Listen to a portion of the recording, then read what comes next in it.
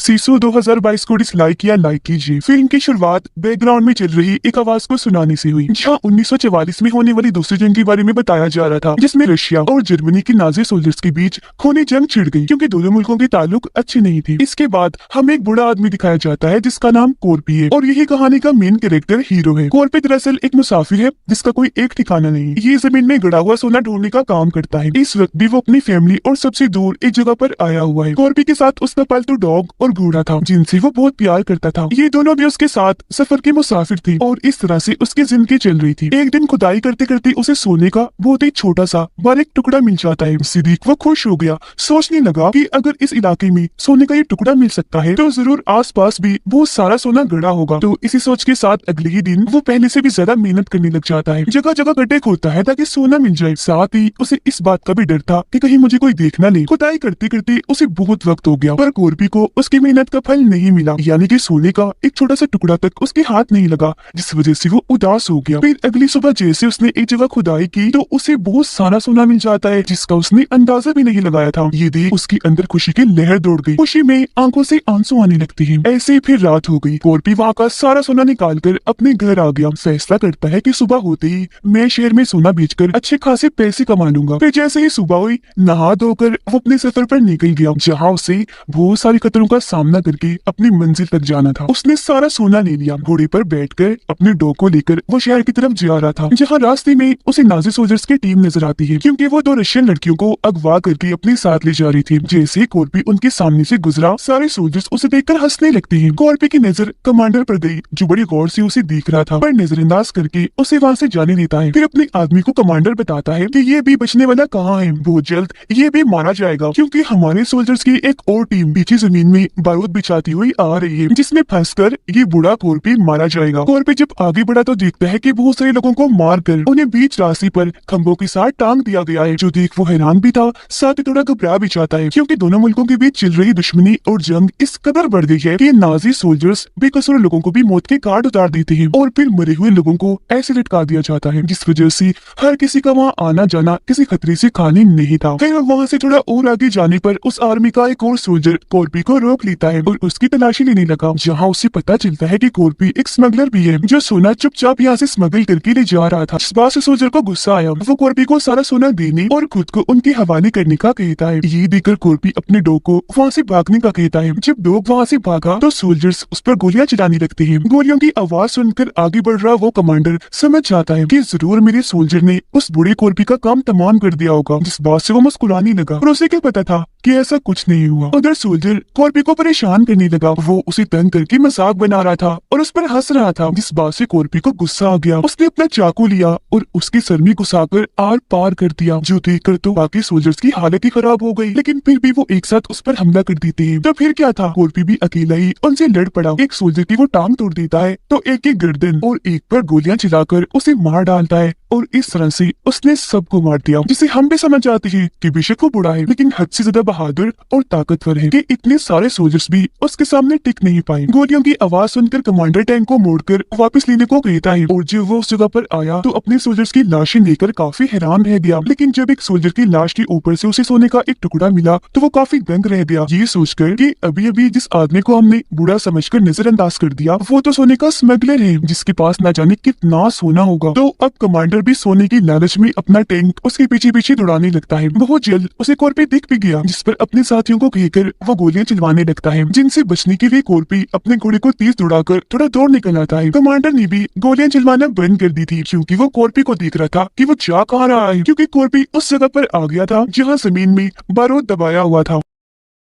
घोड़े का पैर जैसे बॉम्ब बारूद पर पड़ा तो बॉम्ब फटने की वजह से घोड़ा काफी जख्मी होकर दूर जाके गिरा, जिससे कोर्पी भी काफी जख्मी हो गया। अपने घोड़े को मरते हुए देखकर उसे बहुत दुख हुआ, वो रोने लगता है। लेकिन टाइम पर बात किए बगैर वो सोने के टुकड़े दोबारा इकट्ठा करने लगता है। इसी बीच कमांडर भी अपने सारे सोल्जर्स के साथ यहाँ पहुंच जाता है। इससे पहले कि कमांडर अपने साथियों को कहकर उस पर हमला करवाता, कोर्पी सोने का एक टुकड़ा एक बॉम्ब बारूद पर दे मारता है, जिससे वो फट गया और हर तरफ धुआं फैल जाता है। तब फौरन सारे सोल्जर्स अंधाधुंध गोलियां चलाना शुरू हो जाते जाते हैं और कॉर्पी अपने पास मौजूद शील्ड को आगे करके खुद की जान बचाता है। धुएं का फायदा उठाकर पास ही में कहीं छुप गया। अब कमांडर अपने कुछ साथियों को उसे पकड़ने के लिए भेजता है, पर क्योंकि वहाँ की सारी जमीन में ही बारूद बिछे हुए थे तो इस वजह से बहुत सारी सोल्जर्स मारे जाते हैं। कमांडर ऐसे अपने साथियों को मरने नहीं दे सकता था, तो अगवा की गई रशियन लड़कियों को मोहरा बनाकर वो आगे भेजता है ताकि ये मारी जाए और सोल्जर्स को कुछ भी ना हो। इसी बीच कमांडर का सबसे करीबी साथी उसे बताता है कि जिस बूढ़े आदमी की जान के पीछे हम पड़े हुए हैं वो कोई आम आदमी नहीं है, बल्कि एक बहुत ही खतरनाक कमांडो है, इतना बहादुर कि किसी भी जंग में वो अकेला ही काफी है। और हमारे सीनियर्स का तो ये हुक्म था कि हम उस बूढ़े कॉर्पी से दूर ही रहे। जिसके बाद हमें यहाँ कॉर्पी की कहानी पता चलती है। असल में जंग के दौरान रशियन आर्मी ने उसके पूरे फैमिली को खत्म कर दिया था, जिस बात से वो आग बगोला हो गया। बदला लेने के लिए जोश में आकर उसने तकरीबन 300 सोल्जर्स को मार दिया, जिसमें रशियन आर्मी और नाजी दोनों सोल्जर शामिल थे। ऐसा करने पर आर्मी उसे ढूंढने लगी, वो मिल गया, पर लाख कोशिशों के बाद भी जब वो नहीं मरा तो उसे अकेला ही जंगलों में छोड़ दिया गया। बाद में उसकी ऐसी ताकत, बहादुरी और हिम्मत को देखते हुए उसका नाम कॉर्पी रख दिया गया, जिसका मतलब ना डर, कभी ना हारने वाला और ना ही मरने वाला। कमांडर का साथी कहते हैं कि हमारे इतने सारे साथी मारे गए हैं तो अब हमें वापस चलना चाहिए, लेकिन उसने मना कर दिया। सोने की लालच में और कॉर्पी से बदला लेने के लिए वो बस आगे बढ़ने को कहता है। उधर कॉर्पी काफी दूर आकर एक जली हुई गाड़ी के पीछे आकर छुप जाता है। उसने देखा कि मेरी टांग पर गोली लगी हुई है, जिसे वो अपने चाकू की मदद से निकालने लगा। अब जाहिर है ऐसा करने में उसे बहुत मुश्किल पेश आ रही थी, क्योंकि बहुत तकलीफ हो रही थी। साथ ही इतना जख्मी होने की वजह से वो कमजोर भी हो गया था। तो कुछ देर के लिए उसकी आंख खुल गई, लेकिन कुछ देर के बाद कमांडर और उसके सारे सोल्जर्स वहाँ आ जाते हैं, जो आवाज सुनकर कॉर्पी की आंख खुल गई और वो जल्दी से उनके ट्रक के नीचे आकर छुप जाता है। लेकिन कुत्ते उसे सूंघते हुए आ रहे थे, इसीलिए वो ट्रक का पेट्रोल टैंक लीक करके पेट्रोल अपने ऊपर गिरा लेता है ताकि कुत्ते उसे सूंघ ना पाए। पर तभी एक सोल्जर को पेट्रोल की लीक होने की खबर हो गई, जिस वजह से वो ट्रक रुकवा देता है। ऐसा होने से कॉर्पी घबरा गया। पकड़े जाने के डर से वो वहाँ से भागने लगता है, पर कमांडर का साथी उस पर गोलियां चलाने लगा, जिसके साथ वो अपने कुत्ते उसके पीछे लगा देता है। अब उनसे बचने के लिए कॉर्पी खुद को आग लगा देता है, क्योंकि पूरा जिस्म तो पेट्रोल से भरा हुआ था। खुशकिस्मती से करीब एक तालाब था, जिसके अंदर फौरन वो कूद जाता है। अब उसकी ऐसी हिम्मत और बहादुरी देखकर सारे सोल्जर्स काफी हैरान और परेशान हो जाते हैं कि आखिर ये है क्या, मरता ही नहीं और इसे पकड़ा कैसे जाए। पर कमांडर की उसे पकड़ने की कोशिश यहाँ खत्म नहीं होती, बल्कि वो अपने कुछ सोल्जर्स को कश्ती के जरिए पानी में भेजता है। फिर वो पानी में कूद जाते हैं कॉर्पी को पकड़ने के लिए, पर वहाँ भी कॉर्पी एक एक करके सभी को पानी में मार देता है। यानी उसका जोर न सिर्फ जमीन पर था बल्कि पानी के अंदर भी वो बहुत ताकतवर था। ऐसे फिर वो इस तालाब से भी भाग जाता है, लेकिन उसका पालतू डॉग पीछे ही रह गया, जिसे देखकर कमांडर अब एक नया प्लान तैयार करता है। कॉर्पी वहाँ से निकलकर एक सुनसान जगह पर आकर रुक गया। यहाँ एक पुराना टूटा फूटा पेट्रोल पंप था, जिसके अंदर जाकर वो आराम करने लगा, क्योंकि काफी जख्मी हो गया था। लेकिन तभी उसे अपने डॉग की आवाज आई। वो जैसे बाहर अपने डॉग के पास आया तो देखता है कि इसके जिस्म पर तो बॉम्ब बांधा हुआ है। कॉर्पी बॉम्ब उतारकर जैसे उसे फेंकने लगा, अचानक बॉम्ब फट गया, जिससे वो काफी दूर जाकर गिरता है। फौरन बेहोश हो गया। थोड़ी देर बाद यहाँ कमांडर और उसके साथी आ गई, जो कॉर्पी को घसीटकर वहाँ लगी एक लकड़ी के पास ले जाते हैं। फांसी लगाकर उसे वहाँ लटका दिया जाता है, जिसके बाद वो लोग वहाँ से चले गए। अब आपको क्या लगता है कि कॉर्पी का खेल खत्म? नहीं, बिल्कुल नहीं, क्योंकि हम जानते हैं कि वो एक खतरनाक कमांडो है, तो ऐसे उसका खात्मा नहीं हो सकता। इस तरह के खतरों से कैसे निपटना है वो अच्छे से जानता है। वो लकड़ी के खंभे पर लगी कील के ऊपर अपना पैर रख लेता है, जिससे उसकी फांसी का वजन कम हो गया और कुछ देर के लिए मरने से वो बच जाता है। कुछ ही देर में सुबह हो गई। एक प्लेन के जोर से वहाँ से गुजरने की वजह से रस्सी ढीली हो गई, नीचे की तरफ आकर टूट गई, जिससे कॉर्पी नीचे गिर जाता है। प्लेन के दोनों पायलट इसी पेट्रोल पंप पर आते हैं पेट्रोल भरने के लिए। जैसे उनकी नजर कॉर्पी पर पड़ी तो वो एक पायलट को भेजते हैं उसे मारने के लिए। अब कॉर्पी, जो बहुत ज़हीन था, बड़ी चालाकी से दोनों पायलट्स को मार देता है और एक को जख्मी कर देता है। ऐसा करने के बाद वो अपने जख्मों की मरहम पट्टी करता है, जिसमें वो किसी बैंडेज पट्टी का इस्तेमाल नहीं करता, बल्कि लोहे की बारीक तार से अपने जख्म सीता है। ये देखकर तो सामने पड़ा जख्मी पायलट कांप उठा, क्योंकि उसने आज से पहले इतना हिम्मत वाला आदमी कभी नहीं देखा था। अब क्योंकि कॉर्पी ने कमांडर से अपना बदला लेना था, साथ ही उसे सोना ले जाकर शहर पहुंचना था, इसीलिए वो पायलट को अपने साथ लेकर आगे बढ़ जाता है, क्योंकि प्लेन उड़ाने के लिए उसे एक पायलट की जरूरत थी। उधर कमांडर और उसके सोल्जर्स जब आगे बढ़ रहे थे तो एक जगह पर आकर रुक गए, क्योंकि सामने उन्हें वही प्लेन तबाह हुआ दिखता है। चेक करने पर वो देखते हैं कि किसी ने पायलट को फांसी लगाकर मार दिया है, और ये वही रस्सी है जिससे इन्होंने कॉर्पी को फांसी लगाई थी, जिसका मतलब था कि कॉर्पी मरा नहीं बल्कि अभी जिंदा है। जो सोचकर कमांडर काफी दंग रह गया। फिर अपने साथियों को अलर्ट रहने का कहकर आगे बढ़ने का बोलता है। जिस ट्रक में रशियन लड़कियों को बंदी बनाकर ले जाया जा रहा था, उसमें एक सोल्जर कॉर्पी के बारे में बात कर रहा था, जो सुनकर उनमें से एक लड़की आइनो उनकी बातें और बेवकूफियों की वजह से मुस्कुराने लगती है और अब से आइनो लड़की को हमने मैं कहकर बुलाना है। अब आइनो यानी मैंने उन सोल्जर्स को कहा कि तुम कॉर्पी को कभी ढूंढ नहीं पाओगे, उसे हराना तो दूर की बात है क्योंकि वो है ही इतना बहादुर, ऐसा आज से पहले कभी कोई नहीं कर पाया। उसे पकड़ने के चक्कर में पहले ही 300 सोल्जर्स अपनी जान गंवा बैठे हैं, तो तुम लोग क्या हो। अब अगले ही पल कॉर्पी उनमें से एक सोल्जर पर हमला करके उसे मार डालता है और खुद ट्रक के अंदर आ गया। उसे देखकर मैंने और मेरी दोस्त ने उसका साथ देने का फैसला किया, खास तौर पर मैंने उसका बहुत साथ दिया। कॉर्पी मेरी और मेरी दोस्त की मदद से जाल बिछा कर सोल्जर्स को मारता रहा। मैंने भी एक ट्रक में बैठकर 9 से 10 सोल्जर्स पर अंधाधुंध फायरिंग करके उन्हें मार दिया, ऐसे फिर और भी कई सारे सोल्जर्स को। जिसके बाद आखिरकार कॉर्पी उस टैंक पर चढ़ गया जिसमें कमांडर और उसके सोल्जर साथी हैं, जो देखकर कमांडर अपने साथी को बाहर भेजता है उससे लड़ने के लिए, लेकिन कॉर्पी बड़े आराम से बड़ी आसानी से उसे दबोच लेता है और सीधा टैंक से नीचे कूद पड़ा, फिर उसे इतना मारता है कि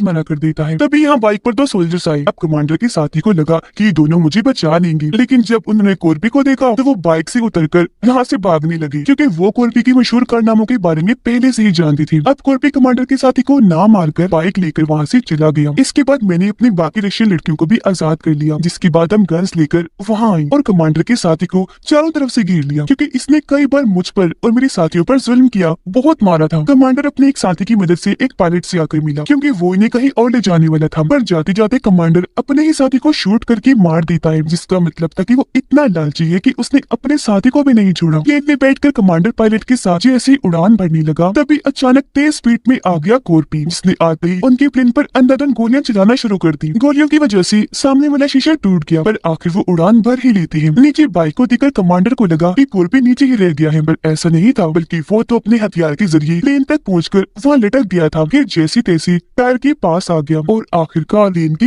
अंदर भी आ जाता है। उसके अंदर आने की आवाज कमांडर ने भी सुन ली थी। डरते हुए वो जैसे पीछे गया, अचानक कॉर्पी उस पर हमला कर देता है, जिसके बाद यहाँ उनकी खतरनाक लड़ाई शुरू हो जाती है। इस लड़ाई में कमांडर कॉर्पी पर भारी पड़ रहा था, उठा कर उसे मार रहा था। वो उसे हुक की मदद से मार कर जख्मी कर देता है, जिससे कॉर्पी इतना जख्मी हो गया कि उसकी हालत मरने वाली हो जाती है। अब इससे पहले कि कमांडर दोबारा से उस पर हमला करता, कॉर्पी मौका देकर हुक को मिसाइल के साथ जोड़ देता है, जिसकी रस्सी कमांडर ने पकड़ी हुई थी, और फिर मिसाइल को छोड़ ही देता है। उसकी वजन से मिसाइल के साथ कमांडर भी नीचे जमीन पर आ गया, जहाँ आते ही मिसाइल फट गया, जिससे कमांडर के चित्रे उड़ जाते हैं और यहाँ उसका खेल खत्म। थोड़ी देर बाद कॉर्पी देखता है कि जख्मी होने की वजह से पायलट की मौत हो गई है, जिससे प्लेन धीरे धीरे अब जमीन की तरफ झुकता जा रहा है। अब कॉर्पी को प्लेन तो चलाना नहीं आता था, इसलिए वो खुद को मजबूती से बांधकर पिछले हिस्से में आकर बैठ जाता है, जिसके बाद प्लेन जमीन पर आते ही टकराने की वजह से तबाह हो गया। प्लेन के टुकड़े टुकड़े हो गए। उधर सारी रशियन लड़कियां यानी मैं और मेरी दोस्तें नॉर्वे तक पहुंच गई थी। साथ में हम कमांडर के साथी को भी बांधकर लाए थे, जिसे मार कर हमने जख्मी कर दिया था। अब हम दलदल में से एक आदमी को बाहर निकलता हुआ देखते हैं। हैरत,